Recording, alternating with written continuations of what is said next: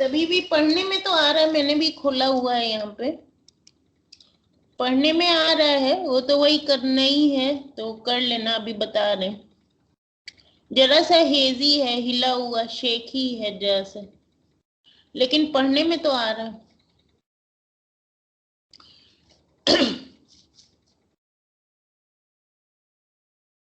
Questions वाला वो हिला हुआ है।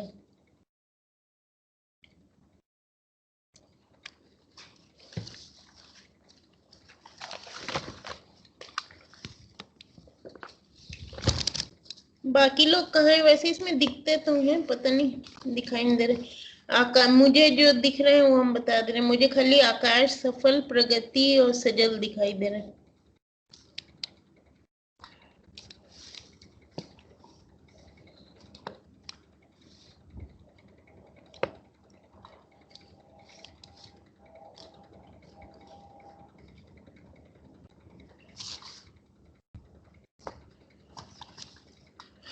ठीक है, कुछ बाकी टीचर्स ने कुछ मिड विड का कुछ बताया?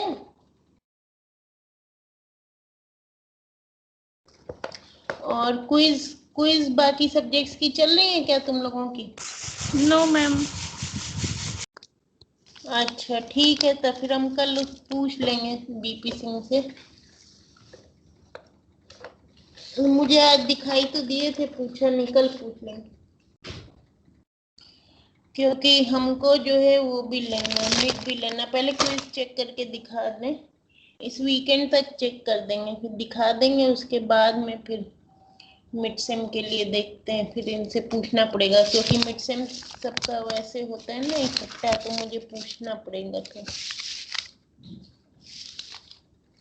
तो इसमें जो है पहले वो वाला खोलो जो पीडीएफ है, transcription and transcription, translation and replication वाला जो पीडीएफ है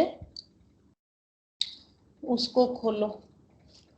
अनुष्का, वर्तिका, इनकी वो लगा दें अटेंडेंस।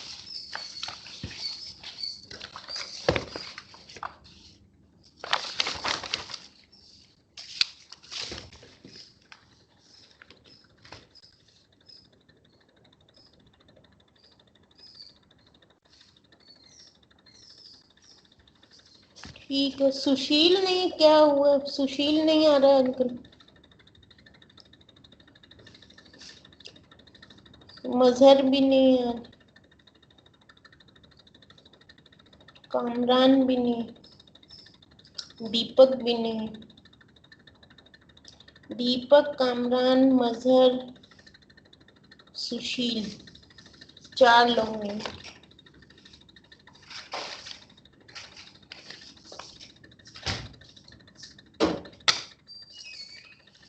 ऑलराइट, खोल लिए। Transcription is the process by which DNA is copied to messenger RNA, and messenger RNA carries the information for protein synthesis. There are 2 main steps in transcription. First is the formation of pre-messenger RNA, and the enzyme involved is RNA polymerase enzyme. And this is actually every step is according to Watson-Crick base pairing. सभी कुछ उसी के according होता है, केवल वही vowel वाला वो तो कभी कभी जब म्यूटेशन होते हैं तब वैसे होता है, वरना हमेशा जो है everything follows Watson-Crick base pairing rules. Then the resulting single strand of RNA is the reverse complement of the original DNA sequence. ये तो अभी जो है वो समझना पड़ेगा करने के साथ साथ। Pre-messenger RNA is edited to produce the desired messenger RNA in process called RNA splicing. तो splicing जो है वो actually second step है। तो बेसिकली ट्रांसक्रिप्शन में 2 स्टेप होते हैं। First step is the formation of pre messenger RNA and the second step is the formation of messenger RNA from the pre-messenger RNA. So first step that is the formation of pre-messenger RNA that is catalyzed by RNA polymerase enzyme. And the second step is the RNA splicing, where the pre-messenger RNA is edited. Edited का मतलब उसमें से कुछ हिस्सा जो है वो हट जाता है, कुछ कोडिंग या नॉन कोडिंग वाला हिस्सा हट जाता है और बाकी रिमेनिंग, जैसे कोई हिस्सा हट गया, बाकी हिस्से जो है फिर वो आपस में जुड़ जाते हैं और उससे मैसेंजर आरएनए बनता है, उसको आरएनए स्प्लाइसिंग बोलते हैं। ठीक है, अब साइड में जो है एक बार पहले वो खोल के देखो जेपीजी, जो transcription.jpg है, जिसमें हाथ से केवल वो बनाया हुआ है। ये रफली बता देते हैं कि जैसे डीएनए में जो मेन वाला जो स्ट्रैंड होता है, जिसको कोडिंग स्ट्रैंड कहते हैं, जिसपे कोड रहता है, उसी को सेंस स्ट्रैंड भी बोलते हैं। कोडिंग स्ट्रैंड, सेंस स्ट्रैंड या मेन स्ट्रैंड वो एक ही चीज है। और डीएनए क्योंकि डबल स्ट्रैंडेड होता है, जो दूसरा वाला होगा वो उसका कॉम्प्लीमेंट्री होगा, और जो कॉम्प्लीमेंट्री वाला होगा उसको मतलब या तो कॉम्प्लीमेंट्री स्ट्रैंड बोलते हैं या एंटी सेंस स्ट्रैंड बोलते हैं, या मतलब बस कॉम्प्लीमेंट्री या एंटी सेंस स्ट्रैंड, इसमें से कुछ बोलते हैं। तो जिस वाले पे मेन कोड रहता है, और जो कोड वाला, जो मेन कोड वाला होता है या सेंस स्ट्रैंड होता है, उसको हम लोग 5 प्राइम टू 3 प्राइम दिखाते हैं। और जो 5 प्राइम टू 3 प्राइम के साथ में जो कॉम्प्लीमेंट्री होगा वो ऑब्वियसली 3 प्राइम टू 5 प्राइम चलेगा, क्योंकि जब मेन वाला 5 प्राइम टू 3 प्राइम चलेगा तो उसके साथ वाला 3 प्राइम टू 5 प्राइम चलेगा। ये चीज बार बार दिखा चुके हैं, उसमें पीपीटी में भी है और उसमें लास्ट क्लास में भी पीपीटी से फिर से दिखाया था, कई बार दिखाया था। तो उसमें और कुछ उससे ज्यादा नहीं बताया जा सकता है, वो अपने आप फिगर देख के तुमको समझना पड़ेगा। यहाँ पे जो है, इसमें जो हाथ से मैंने बनाया हुआ है, ये इसमें 5 प्राइम 3 प्राइम लेबल नहीं किया हुआ है, लेकिन हम जो है ऐसे ही तुमको बता सकते हैं कि वो जो रेड वाला जो है वो कॉम्प्लीमेंट्री वाला है, और जो ब्लू वाला है वो सेंस वाला है, सेंस स्ट्रैंड है। और वैसे ही कलर कोडेड जो है वो लिखा भी हुआ है। सेंस स्ट्रैंड ब्लू में बनाया हुआ है, ब्लू में सेंस स्ट्रैंड लिखा हुआ है, और एकदम एक छोटा सा, क्योंकि जितना लंबा लिखेंगे उतना लंबा फिर बताना पड़ेगा, तो एक छोटा सा पार्ट वही लेके मैंने बताया हुआ है। सपोज दी सेंस स्ट्रैंड एकदम स्मॉल फ्रेगमेंट से, suppose sense strand is ATGCA। ठीक है, सबने खोला हुआ है कि नहीं? ये जो हाथ से बना हुआ है जेपीजी, जो कल भेजा है। फिर इसका जो कॉम्प्लीमेंट्री होगा वो obviously Watson Crick base pairing के अकॉर्डिंग होगा। जैसे एडेनिन के साथ में थाइमीन होगा, तो रेड में जो एंटीसेंस स्ट्रैंड लिखा हुआ है वो वही वॉटसन क्रिक बेस पेयरिंग के अकॉर्डिंग इसका सेंस स्ट्रैंड का जो कॉम्प्लीमेंट्री स्ट्रैंड होगा वो TACGT हो गया, क्योंकि एडेनिन के साथ में थाइमीन, थाइमीन के साथ में एडेनिन, ग्वानिन के साथ में साइटोसिन, साइटोसिन के साथ ग्वानिन, एडेनिन के साथ थाइमीन। तो ATGCA अगर सेंस स्ट्रैंड है तो उसका एंटीसेंस या कॉम्प्लीमेंट्री स्ट्रैंड हो गया TACGT। ठीक है, and this is as per Watson-Crick pairing. That is how you write the complementary strand. मतलब कोई भी डीएनए का जैसे एक स्ट्रैंड दिया है तो दूसरा स्ट्रैंड ऑब्वियसली उसका कॉम्प्लीमेंट्री होगा। ठीक है, तो कॉम्प्लीमेंट्री स्ट्रैंड को ऐसे ही लिखा जाता है वॉटसन क्रिक बेस पेयरिंग के अकॉर्डिंग, कि किस बेस के साथ में कौन सा पेयर होता है, उसके अकॉर्डिंग हम जो है लिखते हैं।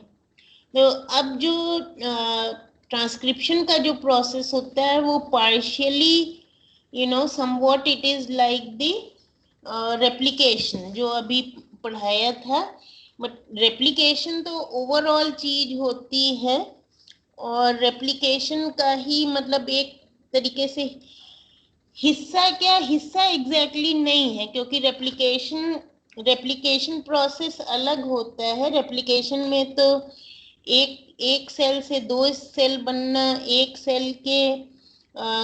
सेल में जो जीनोम का हिस्सा है उससे दोनों नए सेल्स में जीनोम का हिस्सा जाना, मतलब जीनोम के उस हिस्से की कॉपी बनना और वो एक कॉपी एक डॉटर सेल में जाना, वो रेप्लिकेशन होता है। अब जो करा रहे हैं वो central dogma of molecular biology करा रहे हैं, जिसमें डीएनए से आरएनए बनना और फिर आरएनए से प्रोटीन सिंथेसिस होना राइबोसोम में। ये दो जो मेन स्टेप्स होते हैं मॉलिक्यूलर बायोलॉजी के, जिनको सेंट्रल डॉगमा बोलते हैं, that is transcription which is formation of RNA from DNA and then followed by protein synthesis which is formation of protein from this RNA। और ये जो डीएनए से जो आरएनए बनता है दिस इज मैसेंजर आरएनए, जिसको हम स्मॉल एम आरएनए लिखते हैं। तो अब जो स्टेप्स करा रहे हैं वो है transcription, that is formation of messenger RNA from DNA coding strand, and then translation which is formation of protein from this formed messenger RNA। Transcription को जब हम डिटेल में देखते हैं तो ट्रांसक्रिप्शन वाले स्टेप इटसेल्फ के दो सब प्रोसेस होते हैं। पहला सब प्रोसेस है formation of pre messenger RNA और सेकंड सब प्रोसेस है स्प्लाइसिंग का, that is formation of messenger RNA from pre-messenger RNA। So transcription itself constitutes two sub-processes. First one is the formation of pre-messenger RNA and then followed by formation of messenger RNA from pre-messenger RNA by splicing।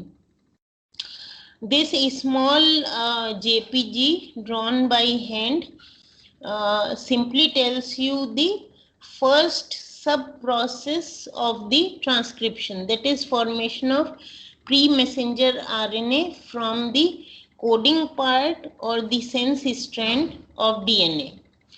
So in the beginning, because it is a piece of DNA and DNA is double stranded, that is, suppose this is the coding part of DNA, which is the coding part of DNA is called the sense strand, and sense strand has its complementary part which is the antisense strand।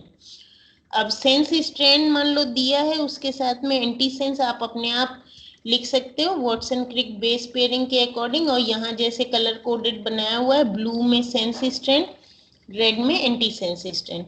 अब सबसे पहले ये होता है कि इनका partial unwinding होता है, मतलब ऐसे तो डबल स्ट्रैंडेड हेलिक्स में ये दोनों वॉटसन क्रिक बेस पेयरिंग के अकॉर्डिंग हाइड्रोजन बॉन्ड बनाते हुए एक दूसरे में चिपके रहते हैं हाइड्रोजन बॉन्ड्स की वजह से। अब प्री मैसेंजर आरएनए बनने के लिए दोनों स्ट्रैंड पहले जो है पार्शियली अनवाइंड होते हैं, मतलब थोड़ा सा दूर दूर हो जाते हैं।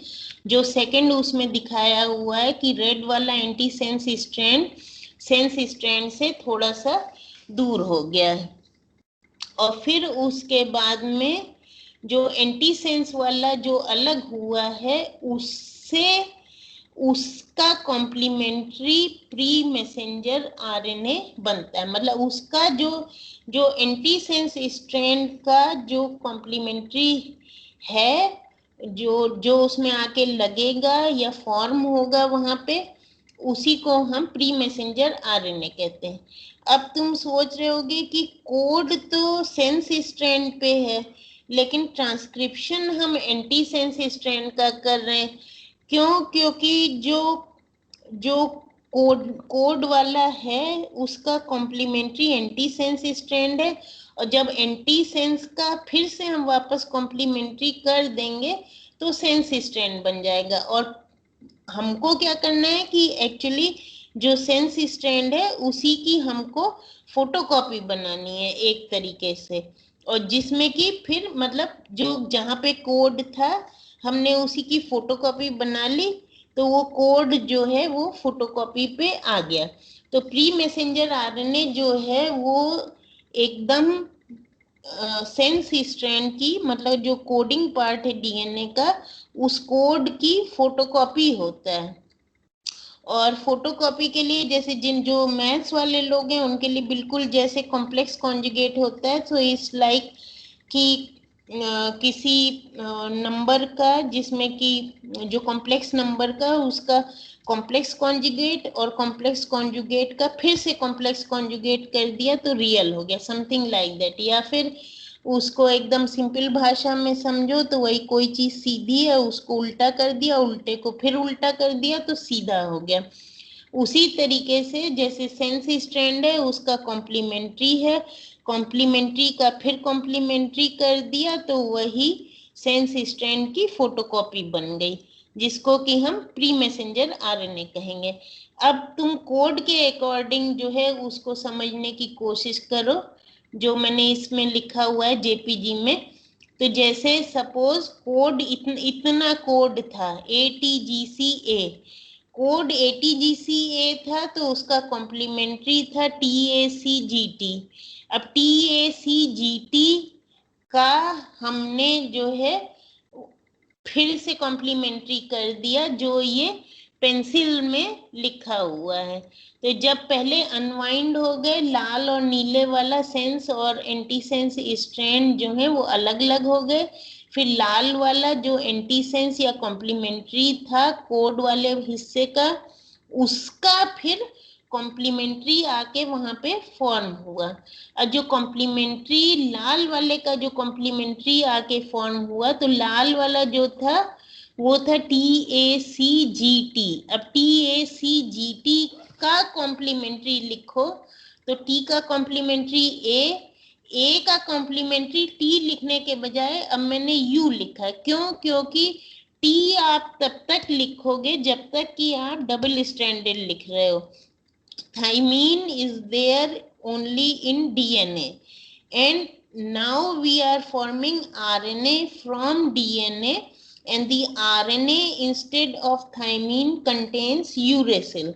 So with adenine, the complementary that will be formed will not be thymine because you are forming single stranded RNA. So I have written complementary of A as U, जो पेंसिल में लिखा है AUGCA, मतलब T के साथ में A के साथ में U, C के साथ में G के साथ में C और T के साथ में A।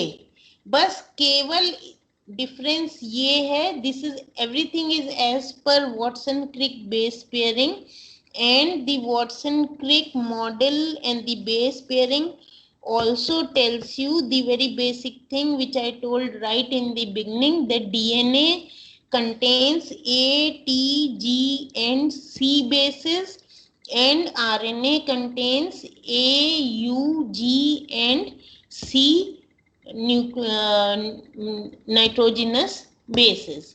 So when you form RNA from DNA, then it will not contain thymine, it will contain uracil.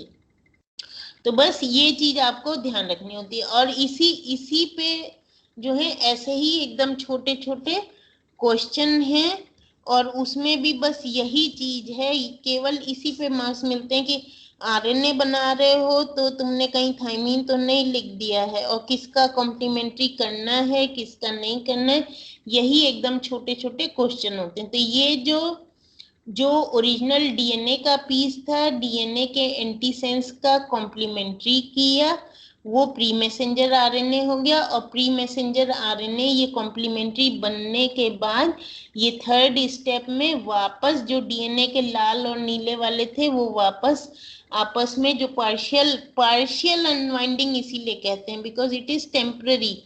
This unwinding to form the pre-messenger RNA is only temporary, and after the formation of pre-messenger RNA, the sense and antisense strand again form the hydrogen bonds and go together as they were originally in the DNA strand, and the newly formed pre-messenger RNA in the third step separates from DNA as it is shown. कि pre messenger RNA जो है antisense का complementary pre messenger RNA बनने के बाद में वो अलग हो गया और डीएनए के जो दोनों सेंस और एंटीसेंस जो स्ट्रैंड थे वो जैसे ओरिजिनली थे उसी तरीके से वापस डबल स्ट्रैंडेड हेलिकल स्ट्रक्चर बना लेते हैं.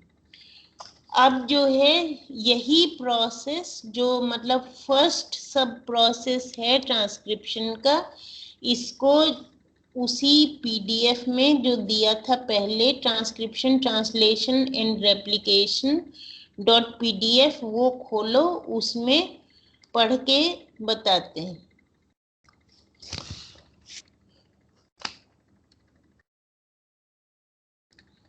इस पीडीएफ में हम लोगों ने मिस्टेक्स इन डीएनए रेप्लिकेशन तक कर लिया था. ठीक है, तो सबसे पहले तो उसमें डीएनए रेप्लिकेशन डिस्कस किया हुआ है जो हो चुका है. अब जहां पे ट्रांसक्रिप्शन हेडिंग है, अच्छा पीडीएफ अगर खोला है तो उसमें क्योंकि 3 पन्ने second third fourth page last में चला गया था तो इसलिए you have to go to page 10 out of 11, that is second from the end. 11 पन्ने का पीडीएफ है तो पेज नंबर 10 पे जाओ क्योंकि वो अनफॉर्चुनेटली सेकंड थर्ड और फोर्थ पेज एकदम नीचे चला गया था, सबसे लास्ट में उसमें जुड़ा हुआ है. तो खोल लो 10th पेज खोलो उस पीडीएफ का जहाँ पे मिस्टेक्स इन रेप्लिकेशन, जहाँ रेप्लिकेशन खत्म हुआ है और ट्रांसक्रिप्शन स्टार्ट हुआ है, वहाँ पे ट्रांसक्रिप्शन में दिया है transcription is the process by which DNA is copied. Copied को ही हम ट्रांसक्राइब्ड बोलते हैं. Transcription is the process by which DNA is copied और transcribed to messenger RNA which carries the information needed for protein synthesis. Transcription takes place in 2 broad steps. अभी इनको 2 broad steps बोलो चाहे 2 सब processes बोलो, कुछ भी बोल सकते हो, steps बोल सकते हो या सब process बोल सकते हो. First, pre-messenger RNA is formed with the involvement of RNA polymerase enzymes. क्योंकि ये जो सेंस स्ट्रैंड से प्री मैसेंजर आरएनए बनने वाला जो ट्रांसक्रिप्शन का पहला स्टेप है या पहला सब प्रोसेस है, इसकी कैटालिसिस आरएनए पॉलीमरेज एंजाइम्स से होती है. दिस सब प्रोसेस फर्स्ट सब प्रोसेस और the first step is catalysed by RNA polymerase enzymes. अब ये याद रखना कहाँ आरएनए पॉलीमरेज है और कहाँ डीएनए पॉलीमरेज है, क्योंकि जो रेप्लिकेशन जो कराया था उसमें polymerase 1, 2 and 3 they are DNA polymerases. ठीक है, और यहाँ पे जो है, यहाँ पे आप आरएनए बना रहे हो, ये आरएनए पॉलीमरेज एंजाइम्स हैं. The process relies on Watson-Crick base pairing and the resultant single strand of RNA is the reverse complement of the original DNA sequence. So the sub process, the sub process proceeds according to Watson Crick base pairing, जैसे अभी उससे बताया, the resultant single strand of RNA, जो कि actually pre messenger RNA होगा, is the reverse complement of the original DNA sequence. The pre-messenger RNA is edited to produce the desired messenger RNA molecule in a process called RNA splicing, जो कि second सब process है RNA splicing वाला। तो reverse complement actually इसलिए बोलते हैं क्योंकि जैसे डीएनए का एक मेन स्ट्रैंड, उसका जो कॉम्प्लीमेंट्री स्ट्रैंड होता है, जो दूसरा स्ट्रैंड होता है, उसको हम कॉम्प्लीमेंट्री स्ट्रैंड बोलते हैं। और कॉम्प्लीमेंट्री स्ट्रैंड का कॉम्प्लीमेंट कर देते हैं, इसलिए इसको रिवर्स कॉम्प्लीमेंट बोलते हैं। ठीक है। और बनता जो है वो एक्चुअली कॉपी बनता है वापस। वो जो हैंड रिटन वाला था वो खोलो तो अब तुम देख सकते हो कि सेंस स्ट्रैंड जो था वो ATGCA था, और जो प्री मैसेंजर आरएनए बना वो भी बस AT के बजाय U है, क्योंकि आरएनए में थाइमीन तो होता नहीं है, तो थाइमीन की जगह यूरेसिल आएगा। बाकी तो वही सेम है, ATGCA के बजाय AUGCA हो गया। तो मतलब सेंस स्ट्रैंड की फोटोकॉपी बन गई। तो बेसिकली जो प्री मैसेंजर आरएनए है that is actually photocopy of the sense strand. अब उसी को रिवर्स कॉम्प्लीमेंट भी बोलते हैं, क्योंकि जो सेंस स्ट्रैंड है उसका कॉम्प्लीमेंट ये है, जो सेंस स्ट्रैंड ब्लू में लिखा है, कॉम्प्लीमेंट जो है वो रेड में लिखा है, और कॉम्प्लीमेंट का कॉम्प्लीमेंट वापस जो है वो पेंसिल से प्री मैसेंजर आरएनए लिखा है, इसलिए उसको रिवर्स कॉम्प्लीमेंट बोलते हैं, क्योंकि वो मतलब कॉम्प्लीमेंट का कॉम्प्लीमेंट है, इसलिए उसको रिवर्स कॉम्प्लीमेंट बोलते हैं। और है एक्चुअली क्या, it is photocopy of the sense strand. So basically what you have done in this first sub process of transcription is to actually make a photocopy of the coding part of DNA strand, DNA main strand और the DNA sense strand। जैसे पूरे DNA पे भी code नहीं होता है, जो मैंने बताया था, उसमें ऐसे डीएनए जितना भी बड़ा होगा उसका एक बहुत छोटे से पार्ट पे ही कोड रहता है, बाकी पूरा नॉन कोडिंग होता है। नॉन कोडिंग पार्ट का क्या काम एग्जैक्टली क्या काम है क्या नहीं है वो किसी को आज तक नहीं पता है, लेकिन जो कोड, जो एक्चुअल जो कोड प्रोटीन सिंथेसिस के लिए होता है वो बहुत छोटे से पार्ट पे होता है। तो सपोज ये छोटा सा पार्ट ये है, जो मैंने हाथ से एक छोटा सा एग्जांपल लिखा है कि ATGCA, सपोज ये बस इतना सा कोड है, इससे प्रोटीन बनना है। तो जो कोड का जो कॉम्प्लीमेंट्री है वो उसका कॉम्प्लीमेंट हो गया, और उस कॉम्प्लीमेंट का कॉम्प्लीमेंट किया है, TACGT कॉम्प्लीमेंट हो गया, TACGT का कॉम्प्लीमेंट AUGCA हो गया, और AUGCA जो है वो ATGCA की ही फोटोकॉपी है, सेम है, केवल डीएनए से आरएनए बना है। आरएनए में थाइमीन नहीं होता, थाइमीन की जगह यूरेसिल है, क्योंकि जब आरएनए फॉर्म होगा तो उसमें थाइमीन नहीं आएगा, उसमें यूरेसिल आएगा, क्योंकि उसी तरीके से डिजाइंड है। when the RNA polymerase is catalyzing, the nucleotide that will come in will not be thymine, will not be containing thymine, but instead of thymine it will be containing uracil, because the RNA polymerase is catalyzing the synthesis of a piece of RNA which we will call as pre-messenger RNA after this process. So in that sense ये जो transcription के first sub process में जो लिखा है उसके अनुसार meaning ये है कि ATGCA इसका जैसे हमने रिवर्स कॉम्प्लीमेंट किया, और रिवर्स कॉम्प्लीमेंट क्या है AUGCA, और रिवर्स कॉम्प्लीमेंट क्या है कि उसका कॉम्प्लीमेंट का कॉम्प्लीमेंट, कॉम्प्लीमेंट जो था वो TACGT था, TACGT का वापस कॉम्प्लीमेंट किया तो AUGCA हो गया। सबको समझ में आया कि नहीं? किसी को डाउट है तो अभी पूछो यहीं पे। वैसे है बहुत simple, this is as per Watson-Crick base pairing, and the only thing you have to remember is which bases are present in DNA and which are present in RNA. Only one replacement is there, that thymine is replaced by uracil.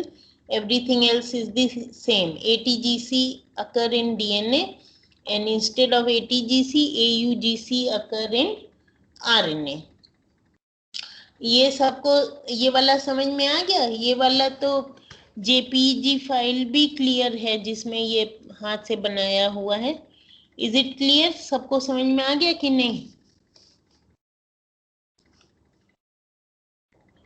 Yes ma'am. कोई question तो नहीं? ठीक है, तब वही वापस ये PDF खोलो जहां से पढ़ रहे थे। तो इतना जो पोर्शन है ये फर्स्ट सब प्रोसेस या फर्स्ट स्टेप ऑफ ट्रांसक्रिप्शन हो गया। ठीक है, in the first step of transcription we form messenger RNA from the coding part of DNA, which is the sense strand, and the pre-messenger RNA is the reverse complement of the coding part of DNA. ठीक है, फिर इसी को इन्होंने फिर से, पहले तो इन्होंने ये ट्रांसक्रिप्शन की डेफिनेशन और ये लिखा है, अब इसी को इन्होंने थोड़ा सा और ये फर्स्ट सब प्रोसेस को और थोड़ा डिटेल में डिस्क्राइब किया है 3.1 में, formation of pre messenger RNA. The mechanism of transcription has parallels in that of DNA replication. Has parallels का मीनिंग है कि somewhat similar होता है. As with DNA replication, partial unwinding of the double helix must occur before transcription can take place. ठीक है, transcription के पहले DNA के दोनों स्ट्रैंड अलग अलग हो जाते हैं. And it is the RNA polymerase enzymes that catalyze this process. जो अभी बताया, DNA रेप्लिकेशन में DNA polymerase 1, 2, 3 इन्वॉल्व होते हैं. यहाँ पे ट्रांसक्रिप्शन के फर्स्ट प्रोसेस में, फर्स्ट सब प्रोसेस में जो एंजाइम्स इन्वॉल्व होते हैं, they are RNA polymerases. Unlike DNA replication in which both strands are copied, ठीक है, DNA में बोथ स्ट्रैंड्स आर कॉपीड, क्योंकि DNA में जो वो रेप्लिकेशन में जो हम लोगों ने किया था, जो PPT में भी दिखाया था, वो लैडर वाले उससे PPT से, लैडर वाली स्लाइड से, और अदरवाइज भी वही उसमें जो दोनों फिगर 2 फिगर 3 से बताया था कि रेप्लिकेशन में DNA के दोनों स्ट्रैंड पार्शियली नहीं अनवाइंड होते हैं, उसमें तो पूरी तरीके से अनवाइंड हो जाते हैं, और अनवाइंड होने के बाद दोनों टेम्पलेट का काम करते हैं, और दोनों टेम्पलेट में एक एक स्ट्रैंड नया फॉर्म हो जाता है कॉम्प्लीमेंट्री, तो वो एक DNA से 2 DNA बन जाते हैं, वो रेप्लिकेशन होता है. और यहाँ पे जो है वो उसी की तरह होता है, लेकिन यहाँ पे DNA के दोनों स्ट्रैंड कंप्लीटली अलग अलग नहीं होते हैं, केवल पार्शियल अनवाइंडिंग होती है. So unlike DNA replication in which both strands are copied, क्योंकि दोनों अलग अलग हो जाते हैं, दोनों टेम्पलेट का काम करते हैं, here only one strand is transcribed. The strand that contains the gene is called the sense strand. Gene का मतलब कि जिस पे एक्चुअल में प्रोटीन सिंथेसिस के लिए कोड जिस पार्ट पे रहता है उसको हम सेंस स्ट्रैंड कहते हैं, जो मेन वाला स्ट्रैंड होता है. while the complementary strand is the anti sense strand, जो दूसरा वाला जो उसका कॉम्प्लीमेंट्री होता है उसको एंटी सेंस स्ट्रैंड कहते हैं. The messenger RNA produced in transcription is copy of the sense strand but it is the antisense strand that is transcribed. ये बहुत कोई ट्रांसक्रिप्शन की एक्सरसाइज करने के लिए और anything related to transcription you must remember, क्योंकि आदमी ये सोचता है कि जिस पे कोड है वही ट्रांसक्राइब होगा, वो नहीं होता, उसकी फोटोकॉपी जरूर बनती है, लेकिन जो ट्रांसक्रिप्शन का प्रोसेस जो एक्चुअली होता जो है वो जो कोड वाला सेंस स्ट्रैंड होता है उसका जो एंटी सेंस होता है उसका ट्रांसक्रिप्शन होता है। तो कोड वाला एक्चुअली वैसे ही रहता है, उसकी फोटोकॉपी बन जाती है जब हम एंटी सेंस स्ट्रैंड को ट्रांसक्राइब करते हैं। तो वो क्योंकि एंटी सेंस स्ट्रैंड जो है सेंस स्ट्रैंड का कॉम्प्लीमेंट है और उस कॉम्प्लीमेंट का वापस कॉम्प्लीमेंट कर दिया तो जो ओरिजिनल था उसकी फोटोकॉपी बन गई। So actually nothing happens with the sense strand, it is the anti-sense strand which is transcribed to give you the photocopy of the sense strand. So it is very important that you remember that the messenger RNA और rather pre messenger RNA, क्योंकि जो ये first process के बाद जो बनता है वो सीधे मैसेंजर आरएनए नहीं होता, it is the pre messenger RNA produced in transcription first process is copy of the sense strand, but it is the anti-sense strand that is transcribed. अब डिपेंड करता है कि कौन कितना डिफिकल्ट क्वेश्चन पूछ रहा है। अब यहाँ पे क्वेश्चंस के हिसाब से ट्रिकी होता है, जैसे मैंने बताया sense strand is written 5 prime to 3 prime, उसका जो कॉम्प्लीमेंट्री होगा that will be written 3 prime to 5 prime. तो जो 5 प्राइम टू 3 प्राइम वाला है उसका ट्रांसक्रिप्शन नहीं होना है, जो 3 प्राइम टू 5 प्राइम है उसका ट्रांसक्रिप्शन होगा, और मतलब उसका कॉम्प्लीमेंट करोगे और उसका जो कॉम्प्लीमेंट करोगे वो ऑटोमेटिकली जो है जो कोडिंग वाला था उसी की फोटोकॉपी बन जाएगी, with the only difference that instead of thymine you will get uracil, और उसको हम प्री मैसेंजर आरएनए बोलेंगे। ये फर्स्ट सब प्रोसेस हुआ ट्रांसक्रिप्शन का। अब इसी का ये आगे दिया है कि राइबोन्यूक्लियोटाइड ट्राइफॉस्फेट्स, न्यूक्लियोटाइड ट्राइफॉस्फेट को एनटीपी बोलते हैं, बड़ा स्टैंडर्ड शॉर्ट फॉर्म है।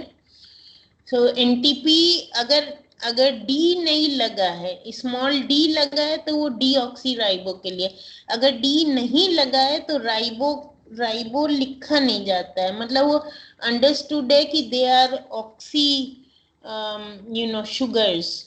सो ऑक्सी शुगर का मतलब है, इफ यू रिमेम्बर जो एकदम शुरू में शुगर का बताया था, ऑक्सी का मतलब है कि न्यूक्लियोटाइड में जो शुगर है उसमें 2 प्राइम पे भी हाइड्रोक्सिल है, 3 प्राइम पे भी हाइड्रोक्सिल है, और जो 3 प्राइम वाला हाइड्रोक्सिल होगा उस पे तो एक्चुअली जो है वो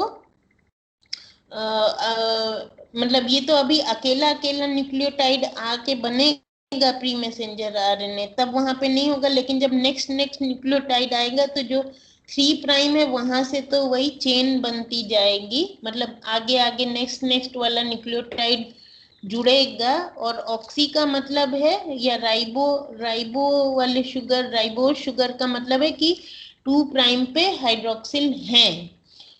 और जब डीएनए बनता है, क्योंकि आरएनए आप बना रहे हो, जब डीएनए बनता है तब वो डीएनटीपीज आते हैं, मतलब डीऑक्सी वाले राइबोज आएंगे, और डीऑक्सी वाले राइबोज में 2 प्राइम पे हाइड्रोक्सिल नहीं होगा, खाली जो है 3 प्राइम पे होगा, और 3 प्राइम जो है वही ग्रोइंग एंड होता है, वहां पे नया न्यूक्लियोटाइड आके जुड़ता जाएगा।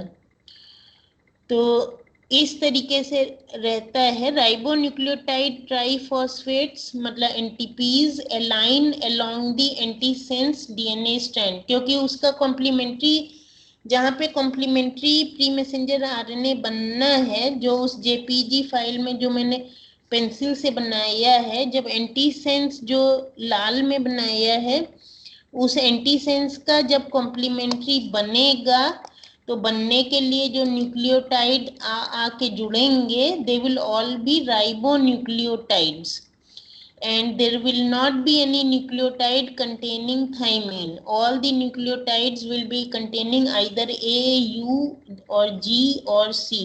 हर न्यूक्लियोटाइड पे एक बेस रहता है और वो बेस जो होगा वो एंटीसेंस स्ट्रैंड के कॉम्प्लीमेंट्री के अकॉर्डिंग होगा और उनमें थाइमीन नहीं होगा।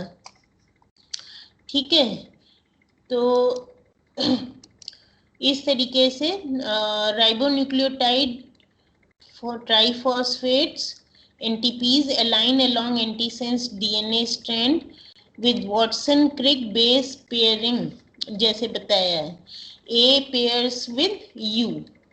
RNA polymerase joins the ribonucleotides together. तो एक्चुअली जो कैटलाइज कर रहा है एंजाइम, उसका काम है कि सबको वही 3' से सारे न्यूक्लियोटाइड्स पहले तो आ जाएंगे वहां पे वॉटसन क्रिक बेस पेयरिंग के अकॉर्डिंग कि ए के सामने यू आ जाएगा, जी के सामने सी आ जाएगा, सी के सामने जी आ जाएगा और फिर वो जुड़ के स्ट्रैंड बन जाएगा, तो वो प्री मैसेंजर आरएनए बन जाएगा और फिर वो अलग हो जाएगा और जो एंटी सेंस स्ट्रैंड था वो वापस अपने सेंस स्ट्रैंड में जाके फिर कॉइल अप हो जाएगा।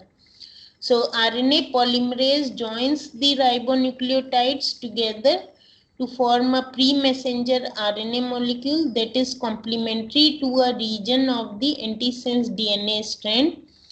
Transcription ends when the DNA polymerase enzyme reaches a triplet of bases that is read as a stop signal. The DNA molecule rewinds to reform the double helix. तो जो pre messenger RNA है ऐसा नहीं है कि बनता ही चला जाएगा, जो कॉम्प्लीमेंट्री जो एंटीसेंस स्ट्रैंड है उसका जब कॉम्प्लीमेंट्री जब बन रहा होता है तो एंटीसेंस स्ट्रैंड पे अभी ये स्टॉप सिग्नल वाला जो बाद में जो जेनेटिक कोड कराएंगे तब उस पे बताएंगे।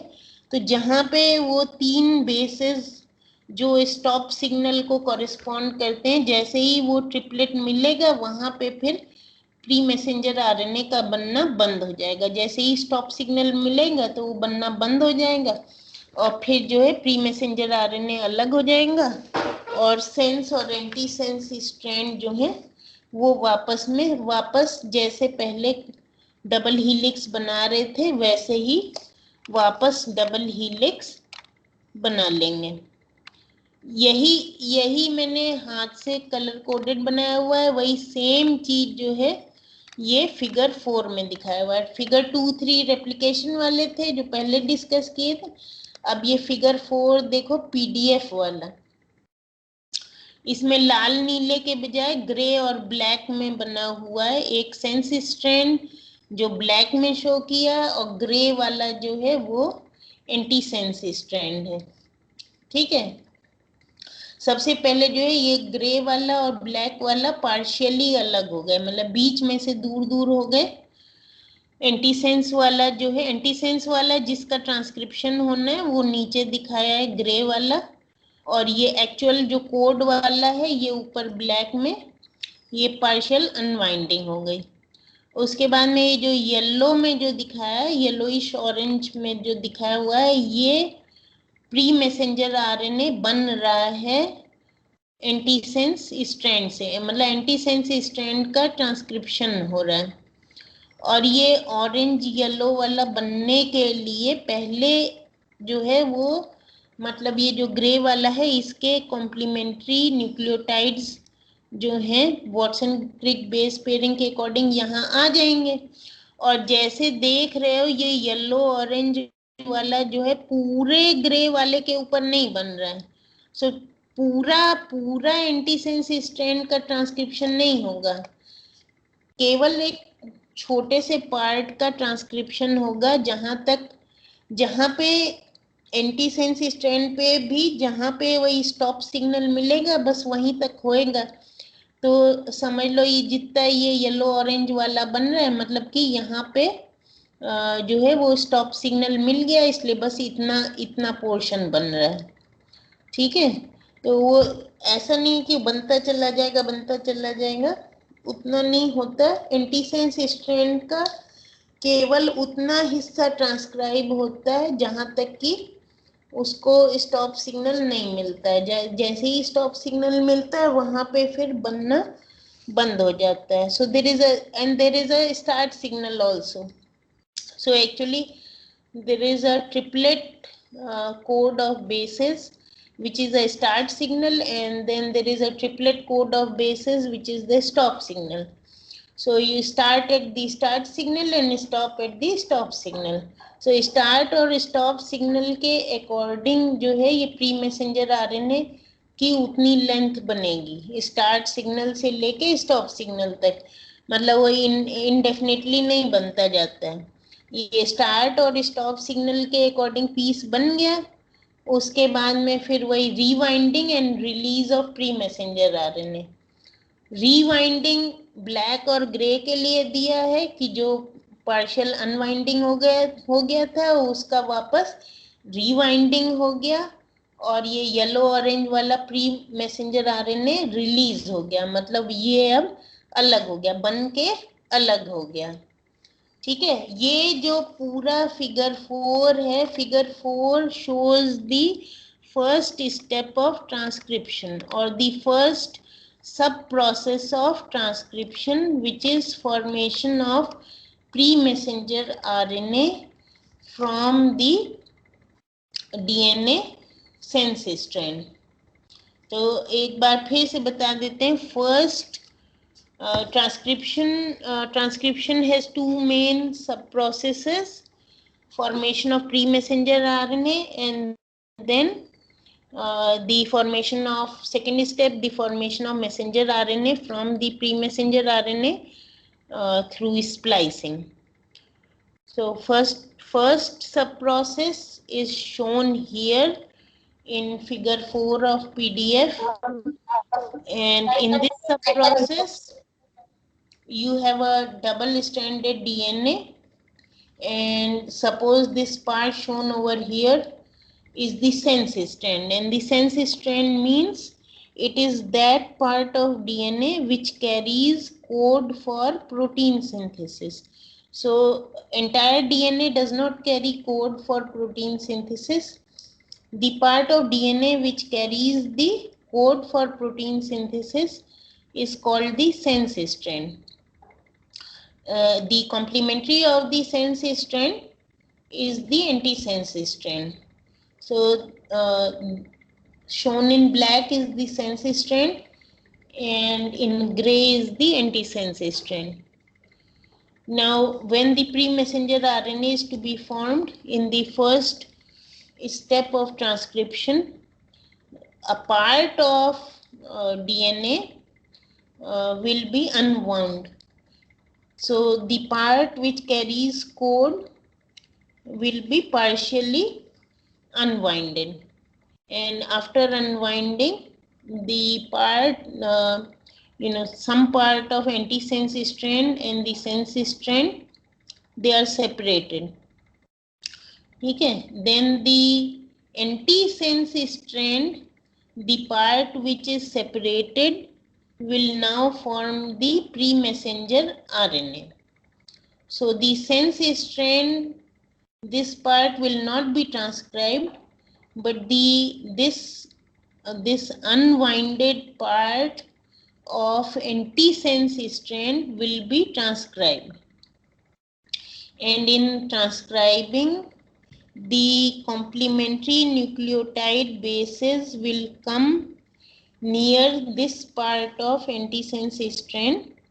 They will be complementary, and then the RNA polymerase enzyme will join those nucleotides, and after joining it forms a small piece of RNA, which here it is shown in yellow orange, and this small part of RNA that is formed, which is complementary to the antisense strand part which was unwound, this is called the pre-messenger RNA.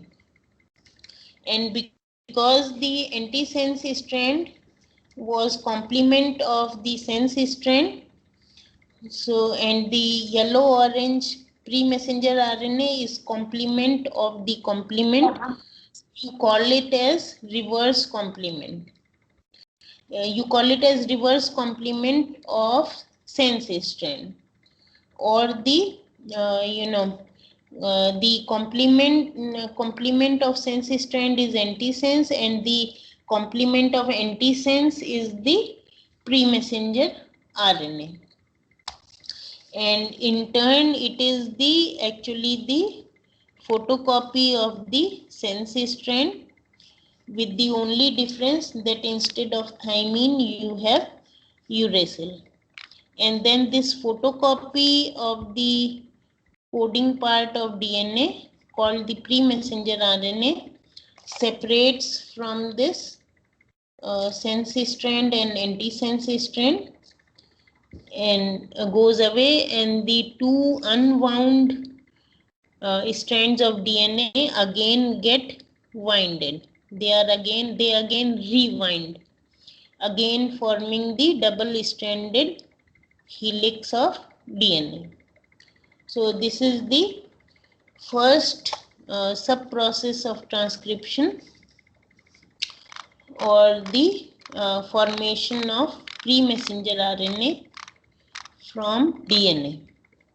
ये पहला सब process, पहला step हो गया transcription का. जो second step है वो ये आरएनए स्प्लाइसिंग वाला है, जो नेक्स्ट में दिखाया है. आरएनए, इस प्री मैसेंजर आरएनए की फिर स्प्लाइसिंग होगी.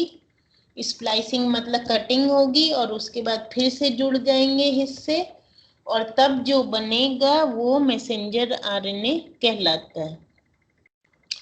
और इसमें एक्चुअली होता ये है स्प्लाइसिंग में कि आइडियली स्प्लाइसिंग का मतलब होता है कि ये जो प्री मैसेंजर आरएनए है, अगेन इस प्री मैसेंजर आरएनए में भी हर जगह कोड नहीं रहता है, तो इसमें से भी जो बिना कोड वाला हिस्सा है वो चॉप अप हो जाता है, जिससे कि मतलब प्रोटीन सिंथेसिस के पहले जो बिल्कुल वो बचेगा जिसमें पूरे में कोड है. ठीक है, तो एक्चुअली स्प्लाइसिंग भी इसलिए होती है कि अभी भी जो नॉन कोडिंग वाला आ गया है वो भी जो है सब चॉप अप हो जाएगा. तो RNA splicing again, whatever the non-coding part has come on the pre-messenger RNA, that will again be chopped off, so that all that you are left with is the pure code for the protein synthesis. So in RNA splicing, the pre-messenger RNA contains introns which are not required for protein synthesis. Not required का actually मतलब वही होता है कि जिसपे जहाँ पे code नहीं है वो एक्चुअली बेकार है, उसको काट के अलग कर दो.